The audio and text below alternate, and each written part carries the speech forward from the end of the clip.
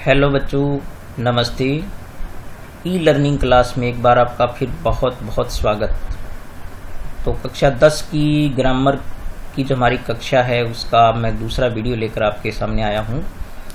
तो इसमें चूँकि पिछले वीडियो मैंने आपको हेल्पिंग वर्ब्स और वर्ब एग्रीमेंट और बी के प्रयोग के बारे में बताया था, तो आज हम कुछ वाक्य और लेकर के और उसको और स्पष्ट करेंगे। और साथ में मैं आज आपको टेंस का इंट्रोडक्शन भी कराऊंगा, आपको टेंस का परिचय कराऊंगा, कुछ शुरुआती बातें बताऊंगा और इसके बाद हम टेंस करेंगे, बहुत विस्तार से करेंगे। तो आज का वीडियो बहुत महत्वपूर्ण है, आप बिल्कुल भी स्किप नहीं करें। तो चलते हैं आज के टेक्स्ट पर। बी का प्रयोग मुख्य क्रिया के रूप में, तो बी की फॉर्म्स मैंने आपको बताई थी, इज, एम, आर, वॉज, पर इनका प्रयोग भी मुख्य क्रिया के रूप में होता है। जो पिछले वीडियो में मैंने आपको बताया था कि किस किस प्रकार के वाक्यों में बी का प्रयोग जो है वो मुख्य क्रिया के रूप में होता है। तो आज हम जो है वो चीज़ पढ़ेंगे वो है देयर का प्रयोग कर्ता के रूप में कब किया जाता है। तो ये बहुत साधारण से दिखने वाले वाक्य बहुत ही महत्वपूर्ण होते हैं।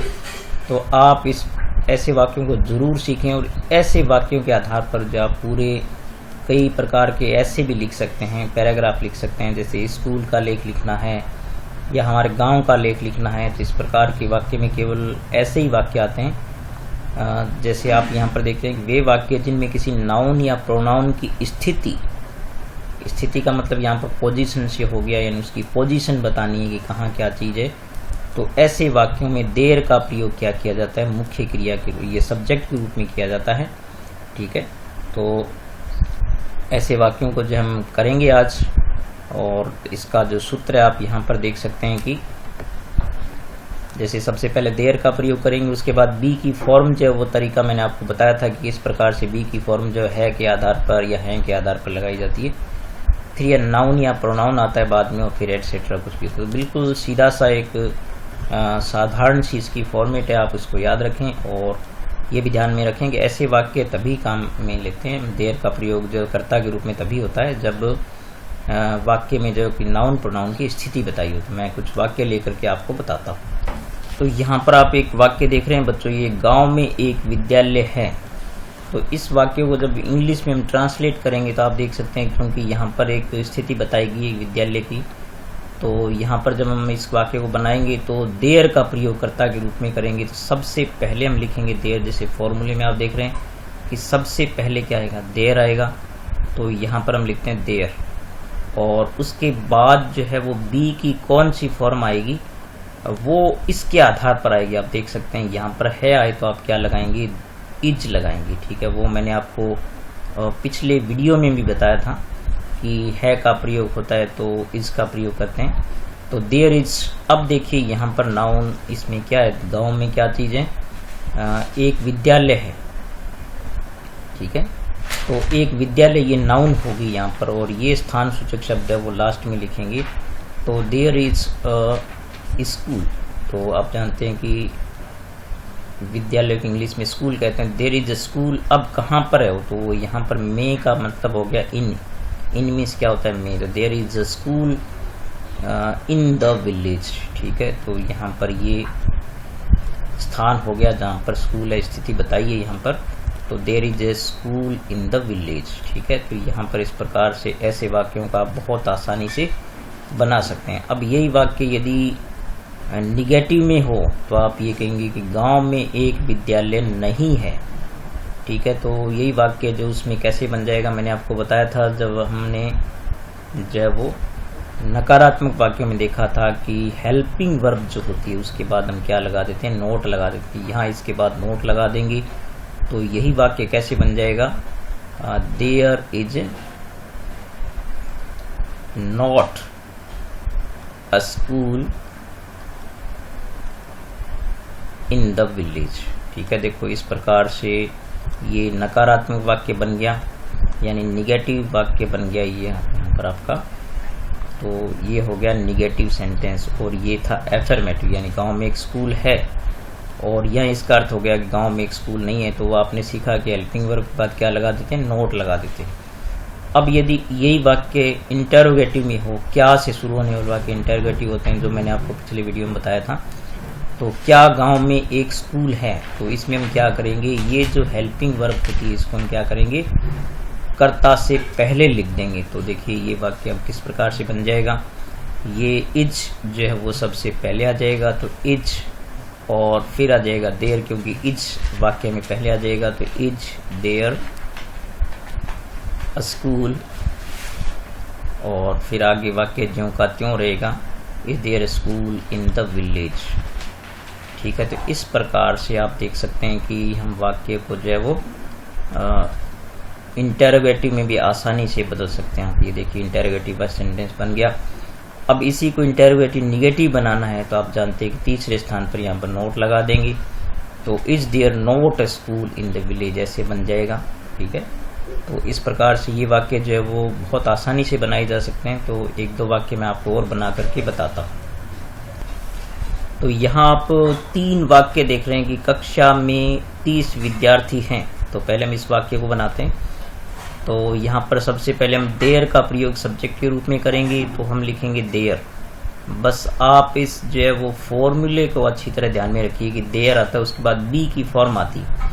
अब वो बी की फॉर्म कहाँ से लाते हैं, वो यहाँ से लाते हैं। तो यहाँ पर हैं का प्रयोग हुआ है, तो मैंने पिछले वीडियो में आपको बताया था कि बहुवचन के रूप में हैं का प्रयोग जब होता है तो इसमें आर जो है वो वर्ब के रूप में आती है। तो यहाँ पर लिखेंगे आर, तो देयर आर हो गया। और अब क्या है, वहाँ पर 30 विद्यार्थी हैं, तो इसको हम लिखेंगे 30 स्टूडेंट्स। ठीक है, तो ये हो गया 30 स्टूडेंट्स। और फिर देखिए कहाँ पर है, इन द क्लास, तो ये इस प्रकार से हो गया इन द क्लास। तो इस प्रकार से आप बहुत आसानी से ऐसे वाक्यों को बना सकते हैं। फिर देखिए दूसरा वाक्य यहाँ पर जो भी मैंने लिखा है, हमारे देश में 28 राज्य हैं। तो पहले देयर का प्रयोग करेंगे और फिर आप देखेंगे कि हैं आ गया ना, यहाँ पर भी बहुवचन हो गया। तो देयर आर 28, और राज्य को इंग्लिश में कहते हैं स्टेट्स।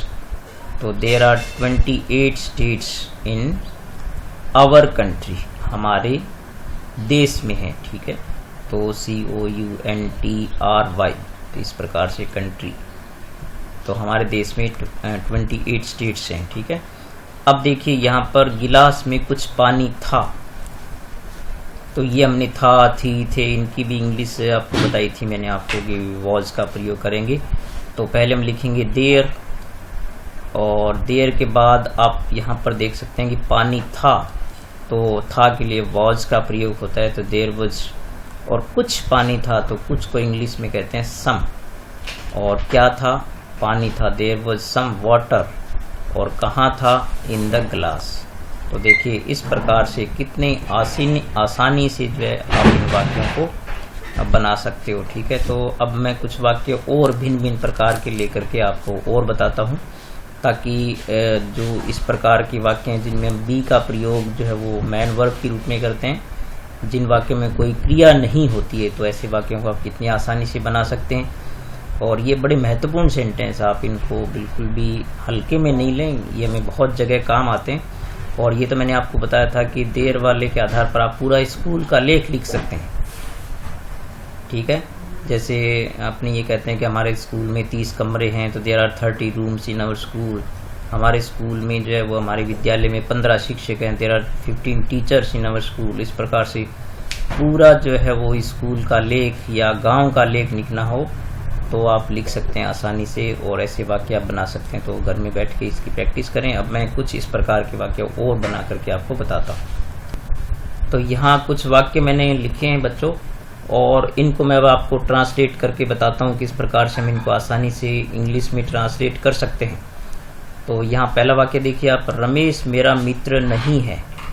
तो आप देख सकते हैं कि इसमें नाउन जो है ना, संज्ञा हो गई रमेश, और फिर हम बी का प्रयोग करते हैं। आपको पता है पहले नाउन या प्रोनाउन आती है, फिर बी की फॉर्म का प्रयोग होता है। तो यहाँ पर हम देखें सबसे पहले चूंकि रमेश, तो हम लिखेंगे रमेश, और फिर देखिए यहाँ पर HMR वॉज वर्ब का प्रयोग कहाँ से करते हैं, तो वो यहाँ से करते हैं। ये मैंने आपको बार बार बता दिए, यहाँ से लेंगे। और यहाँ पर चूंकि है आया, तो है के लिए हम किसका प्रयोग करते हैं, इज। तो रमेश इज, और चूंकि नहीं है वो, तो यहाँ पर हेल्पिंग वर्ब के बाद क्या लग जाएगी, नॉट। तो रमेश इज नॉट, और वो क्या नहीं है, मेरा मित्र नहीं है। तो रमेश इज नॉट माई, और माई यानी मेरा हो गया और मित्र यानी फ्रेंड हो गया। तो Ramesh is not my friend. तो इस प्रकार से देखिए वाक्य बन गया। और वे कक्षा में थे। तो यहाँ पर आप देख सकते हैं कि ये वाक्य क्या से शुरू हो रहा है, तो ये इंटरोगेटिव हो गया। ठीक है, तो ये वाक्य था एफर्मेटिव, ये हो गया इंटरोगेटिव। तो पहले मैं इनकी पहचान भी आपको बता देता हूँ। जैसे ये सबसे पहले वाक्य जो है ना एफर्मेटिव हो गया, तो इसके लिए मैं ए लिखता हूँ, और ये इंटरोगेटिव है तो आई लिख देंगे। और ये एक क्वेश्चन है, आप देख सकते हैं यहाँ पर क्वेश्चन मार्क चिन्ह लगाएंगे। और कहाँ है, यानी ये भी एक WH वर्ड क्या हो गया, क्वेश्चन हो गया। और ये देख सकते हैं कि ये एफर्मेटिव सेंटेंस है कि वो हमारे कक्षा अध्यापक है। और जयपुर हमारे देश की राजधानी है, ये भी एफर्मेटिव सेंटेंस हो गया, सकारात्मक वाक्य हो गया।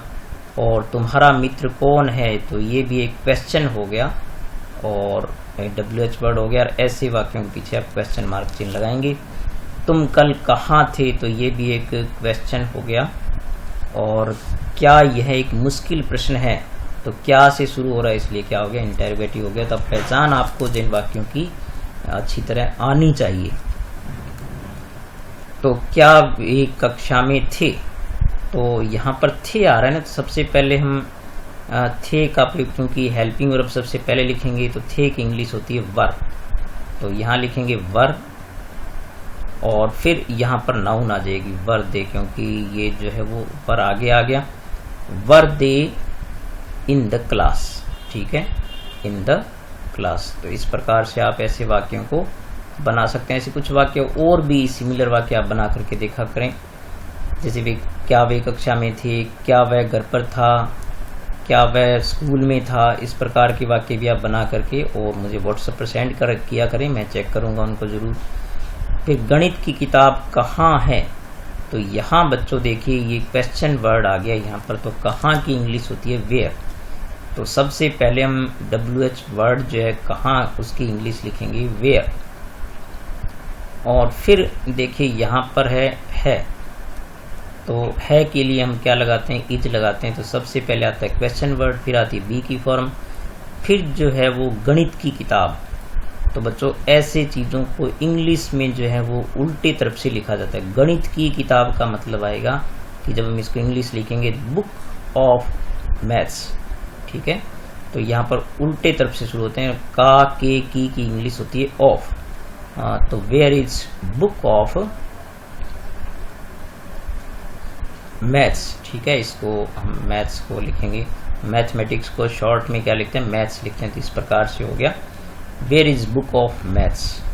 और इसी प्रकार से आप यहाँ देखें कि श्री गुप्ता हमारे कक्षा अध्यापक हैं। तो यहाँ पर श्री गुप्ता चूंकि सिंगुलर है इसलिए है का प्रयोग हुआ है।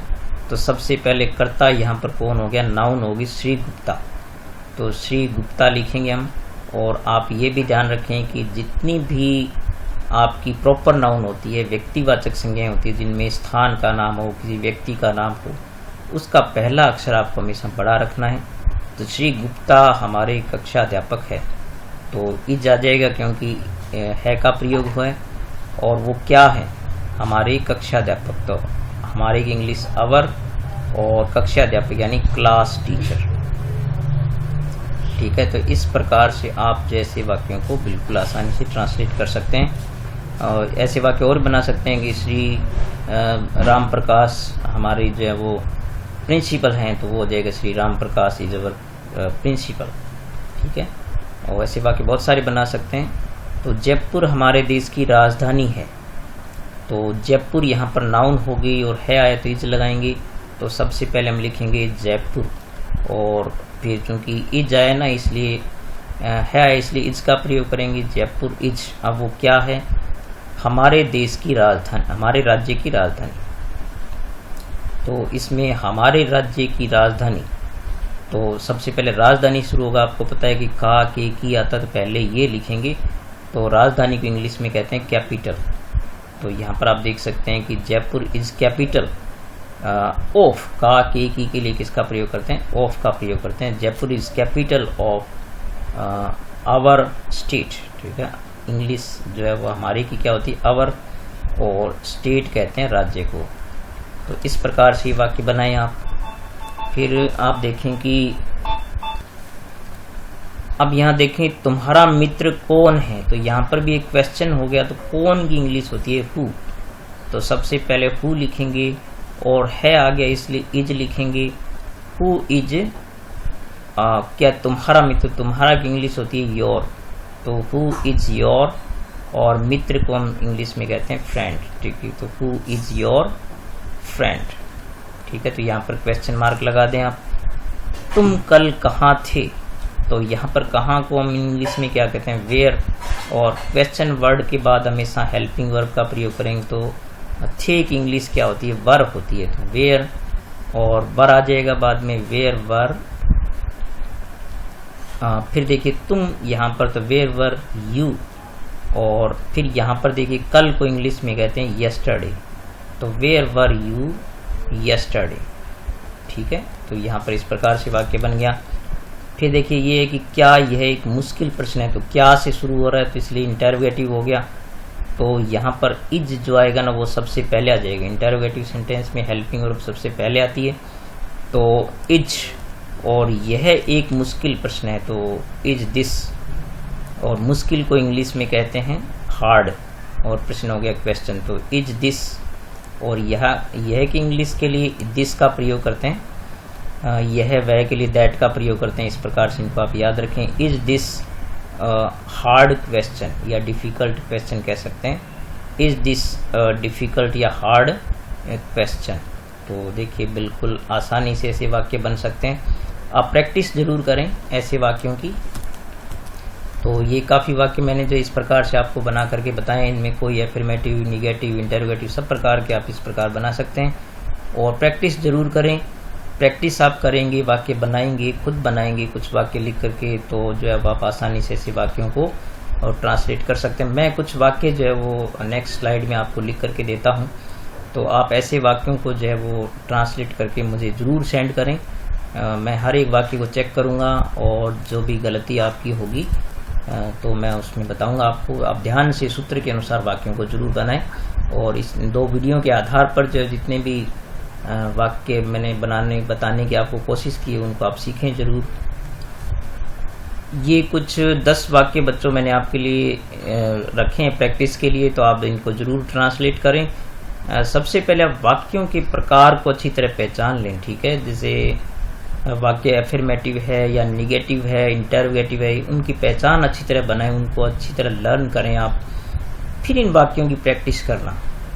और जब आप पढ़ रहे हो तो चूंकि वीडियो देख रहे हैं तो आपके पास फ़ोन होता ही है, तो यदि कोई मीनिंग आपको नहीं आता है तो आप गूगल पर सर्च करना सीखें। मान लीजिए अच्छे का मीनिंग आपको नहीं आता है तो आप उसमें अच्छा लिखें और उसका मीनिंग आ जाएगा।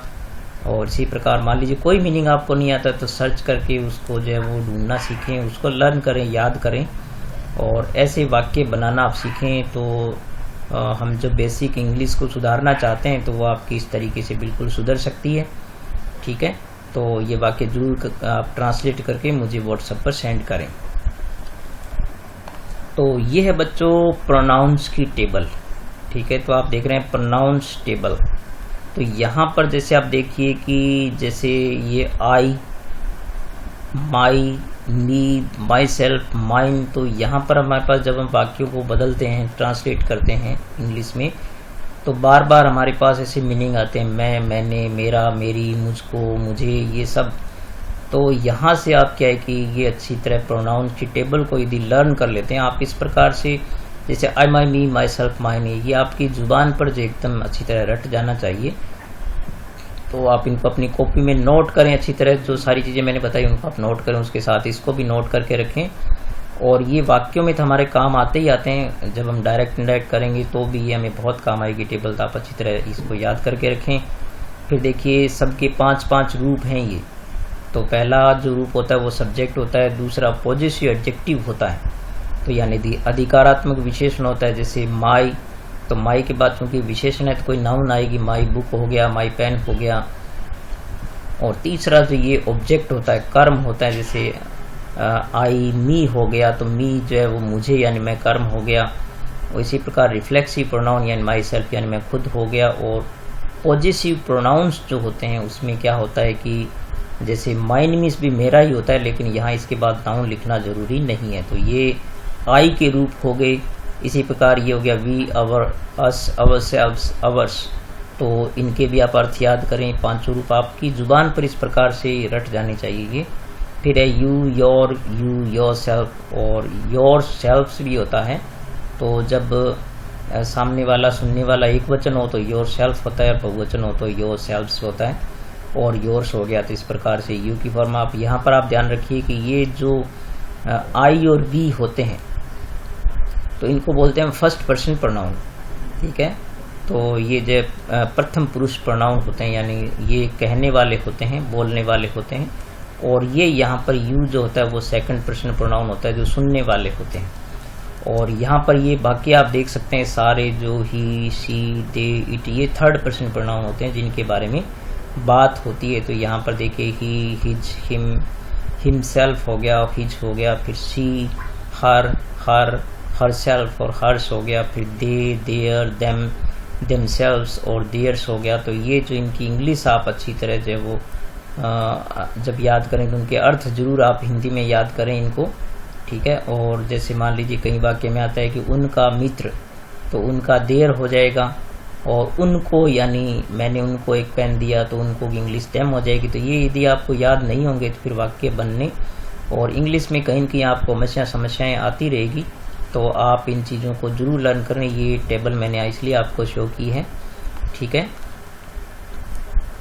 तो आज की वीडियो का ये बहुत महत्वपूर्ण हिस्सा है, इसको आप जरूर देखें और अच्छी तरह एक एक चीज़ को इसको नोट करें हम। जैसे टाइम और टेंस में क्या अंतर होता है, क्योंकि हम टेंस शुरू करने वाले अगले वीडियो से मैं आपको टेंस में बहुत डिटेल से हम चीज़ों को सीखेंगे। लेकिन सबसे पहले आप इन चीज़ों को जानिए कि टाइम का मतलब भी समय होता है और टेंस का मतलब भी लोग काल या समय लगाते हैं, लेकिन इनमें बहुत अंतर होता है।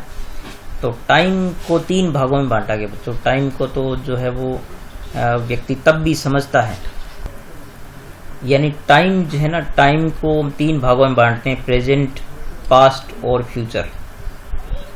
तो टाइम को तो व्यक्ति है ना जब भी समझता है जब उसको टेंस का ज्ञान नहीं होता है, यानी व्याकरण का ज्ञान नहीं हो, तो तब भी जो है वो लोग समय को समझते हैं कि वर्तमान काल है या भूतकाल है या भविष्य काल है। तो इसको समय को हम 3 भागों में बांटते हैं। और ये व्याकरण, तो इसमें आप ध्यान रखें कि यह पूर्णतः व्याकरण रहित अवधारणा है, यानी समय की जो अवधारणा होती है उसमें व्याकरण का कोई उपयोग नहीं है। इसको प्राणी भी, सभी प्रकार के प्राणी समझते हैं और उसमें भाषा में व्याकरण का ज्ञान न हो तब भी आदमी जब टाइम के बारे में तो कम से कम जानता ही है। तो ये आप टाइम का मतलब होता है समय।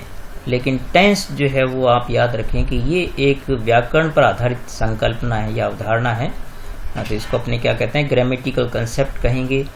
और टेंस का मतलब है कि जब हम काल का जो अध्ययन करते हैं, समय का अध्ययन करते हैं, व्याकरण के ऊपर आधारित करते हैं, तब उसको हम क्या कहते हैं, टेंस कहते हैं। तो इस प्रकार से आप जो वो टेंस की डेफिनेशन इस प्रकार से देख सकते हैं कि जैसे टेंस में वर्ब्स के विभिन्न रूपों का अध्ययन टाइम की विभिन्न गतिविधियों के अंतर्गत करते हैं, तो हम इसको क्या बोलते हैं, टेंस बोलते हैं, ठीक है। तो इस प्रकार से आपको टाइम और टेंस में अंतर समझना चाहिए। वैसे टेंस को भी ऊपर से मेन रूप से 3 भागों में बांटा गया है। जैसे आप देख सकते हैं कि प्रेजेंट टाइम होता है तो प्रेजेंट टेंस भी होता है, पास्ट का टाइम होता है तो पास्ट का टेंस भी होता है, फ्यूचर का टाइम होता है तो फ्यूचर का टेंस भी होता है।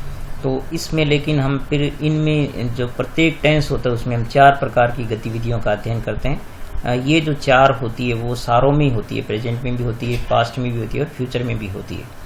तो सबसे पहली जो गतिविधि है वो होती है इनडेफिनिट टेंस, या जिसको हम सिंपल टेंस कहते हैं। तो वो अनिश्चित काल की बातें होती हैं, जैसे मैं स्कूल जाता हूँ तो उसका कोई समय, या मैं खाना खाता हूँ, तो ये बातें ऐसी जो हमारे दैनिक जीवन से जुड़ी हुई है।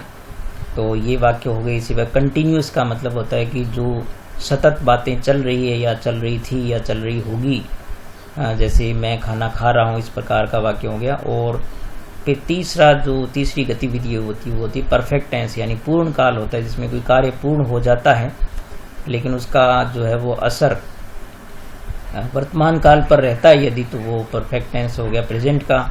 और यदि भूतकाल में उसके बाद में असर रहा तो पास्ट परफेक्ट हो जाता है।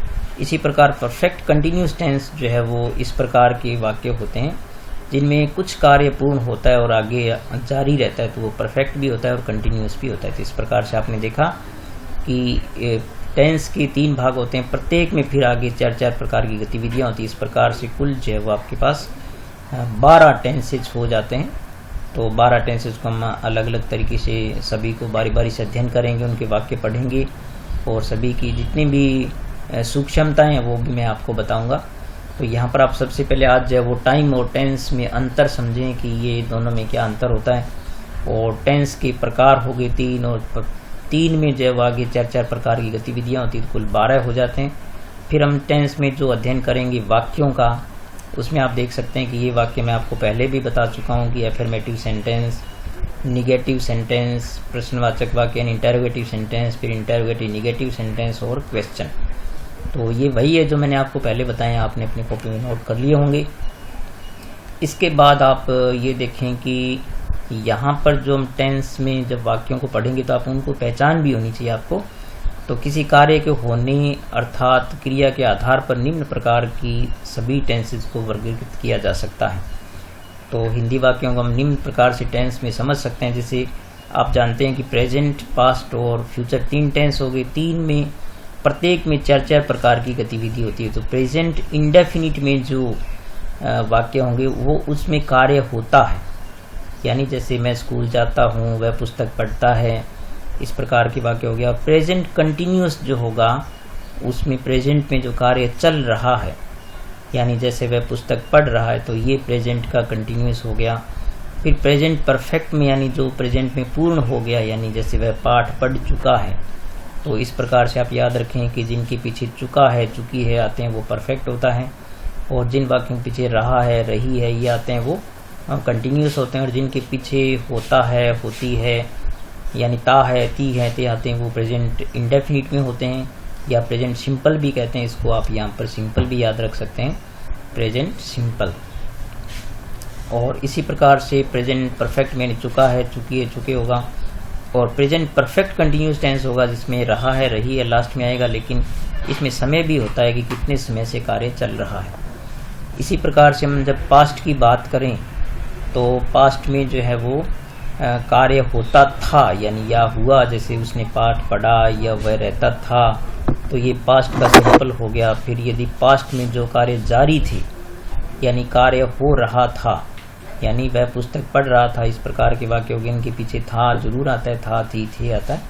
और इसी प्रकार जो कार्य हो चुके थे वो पास्ट में आते हैं। परफेक्ट में तो उसके पीछे जो चुका था, चुकी थी, चुके थे, इस प्रकार के आते हैं। और पास्ट परफेक्ट कंटिन्यूस टेंस जो होता है उसमें रहा था, रही थी तो आते हैं वाक्य के अंत में, लेकिन साथ में समय भी होता है कि जैसे वह 2 घंटे से पाठ पढ़ रहा था, 2 घंटे से कार्य हो तो रहा था लेकिन कंटिन्यूस भी था और 2 घंटे का कार्य हो चुका था। फिर देखिए फ्यूचर में जो इंडेफिनिट हो गया या जो फ्यूचर का सिंपल होगा उसमें कार्य होगा, यानी जैसे मैं पुस्तक पढ़ूंगा तो ये कार्य होगा। और जो कार्य फ्यूचर में जारी रहेंगे यानी मैं पुस्तक पढ़ रहा होऊंगा, यदि मैं कोई कार्य कर रहा होऊंगा तो वो फ्यूचर कंटिन्यूस में आएगा।